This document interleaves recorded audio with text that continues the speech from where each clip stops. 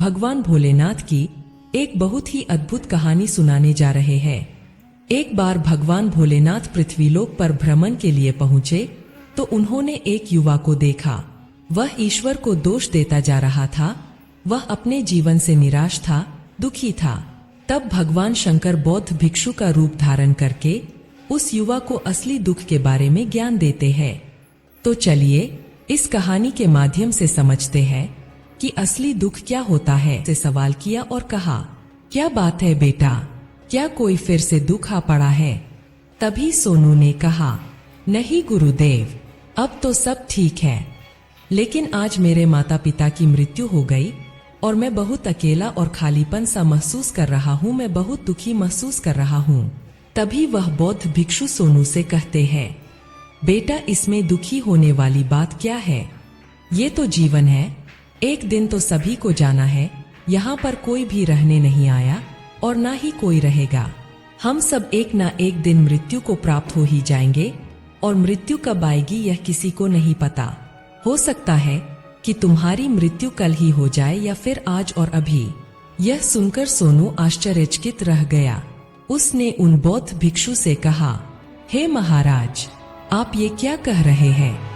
मैं तो अभी जवान हूँ और मुझे तो अभी अपनी पूरी उम्र जीना है। मैं तो हो चुका था और इतना ही नहीं, अब उसके माल में वह बात नहीं रह गई थी जो पहले हुआ करती थी। लेकिन वह अपने मित्रों की बात सुनता रहा।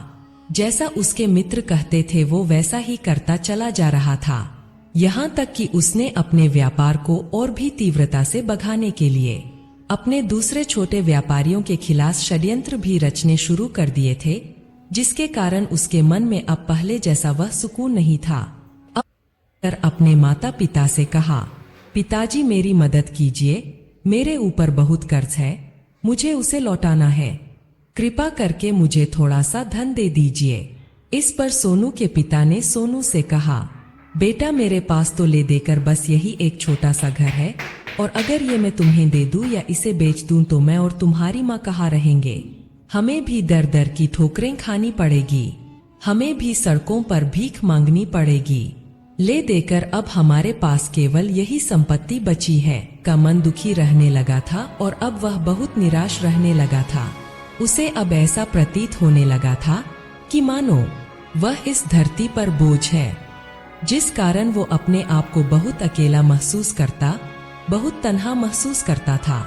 एक दिन तो उसके मन में यह भी विचार उत्पन्न हुआ कि मेरे हाथों में कुछ है ही नहीं तो मैं क्या कर सकता हूँ। यही सब सोचकर वह अपने भाग्य को खूब कोसता। हम अपने आप को तकलीफ में समझते हैं। जैसे ही हम एक परिस्थिति से निकलते हैं और फिर किसी दूसरी परिस्थिति में फंसकर रह जाते हैं। जिस प्रकार हम पहली समस्या का सामना करते हैं, उसी प्रकार हम दूसरी समस्या का भी सामना करते रह जाते हैं। और जब हम इन परिस्थितियों से हार मान लेते हैं, जब हमें लगता है कि अब कोई रास्ता नहीं बचा, के सामने मृत्यु भी कम लगती है। जब लोग ताने मारते हैं, जब लोग ये कहते हैं कि तुम क्या कर रहे हो, तब मन को बहुत ठेस पहुंचती है और मैं उनसे कुछ नहीं कह पाता। सोनू की ये सारी बातें सुनकर वह बौद्ध भिक्षु सोनू से कहते हैं, बेटा तुम्हें क्या दुख है और तुम दुख के बारे में ऐसी बातें क्यों कर रहे हो? उनका धन्यवाद किया और वहां से चल पड़ा। सोनू ने उस सोने के सिक्कों से सभी का कर्जा लौटा दिया और अपने लिए एक बार फिर से नया व्यापार शुरू किया। व्यापार छोटा था, लेकिन अब की बार सोनू बहुत खुश था। उसने पूरी ईमानदारी, मेहनत और लगन के साथ अपने व्यापार पर काम किया और देखते ही देखते एक बार फिर से वह एक बड़ा व्यापारी बन गया। लेकिन अब की बार सोनू बहुत खुश था, क्योंकि इस बार उसने कोई लालच नहीं किया। उसने अपने पिता से थोड़ा सा रुपया लिया और उस रुपया से उसने एक व्यापार शुरू किया। उसके पिता बहुत खुश थे कि कम से कम मेरा बेटा कुछ करने का प्रयास तो कर रहा है। लेकिन उसे व्यापार में कोई सफलता नहीं मिल रही थी, जिसके कारण वह बहुत ही निराश हो चुका था। उसे यह समझ नहीं आ रहा था कि वह क्या करे, किस तरह से अपने व्यापार को आगे बढ़ाए। पता चल सके कि हमने अभी तक अपने आप को नहीं समझा, अपने आप को नहीं पहचाना, अपने जीवन को समझा नहीं। मानव शरीर के अंदर जो ऊर्जा है, जो शक्ति है, उसके बारे में हम अभी तक नहीं जानते हैं। हम अपने आप को चाहे तो एकत्रित कर सकते हैं। दर की ठोकरें खानी पड़ेगी, हमें भी सड़कों पर भीख मांगनी पड़ेगी। ले देकर अब हमारे पास केवल यही संपत्ति बची है। इसीलिए मैं तुमसे क्षमा मांगता हूँ, मैं तुम्हारी सहायता नहीं कर सकता। अपने माता पिता के मुख से यह सुनकर सोनू चुपचाप वहां से चला गया।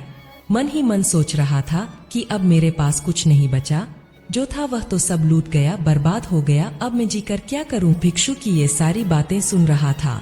जैसे ही प्रवचन खत्म हुआ वह उन बौद्ध भिक्षु के पास पहुंचा। उन्हें प्रणाम करके वह कहता है, हे महात्मा, अभी आप कुछ देर पहले दुख को गुरु बता रहे थे। आप कह रहे थे कि दुखों से हमें सीखना चाहिए, हमें उन्हें अपना गुरु बनाना चाहिए। लेकिन मैं तो अपने दुखों से परेशान हूँ, अपने जीवन से परेशान हूँ। मैंने अब तक जो दुख झेला है, मुझे तो कभी ऐसा प्रतीत नहीं हुआ कि मेरे दुख मुझे कुछ सिखा रहे हैं, बल्कि मुझे तो हमेशा यही लगता है कि वो मुझे पीड़ा दे रहे हैं, तकलीफ दे रहे हैं। और दुख की पीड़ा बहुत भयंकर होती है। ऐसा लगता है कि अब इसके बाद मेरा जीवन समाप्त हो जाएगा, इसके बाद हमें कुछ नहीं मिलने वाला। और यहाँ तक कि मुझे तो मेरे दुख के सामने मृत्यु भी कम लगती है।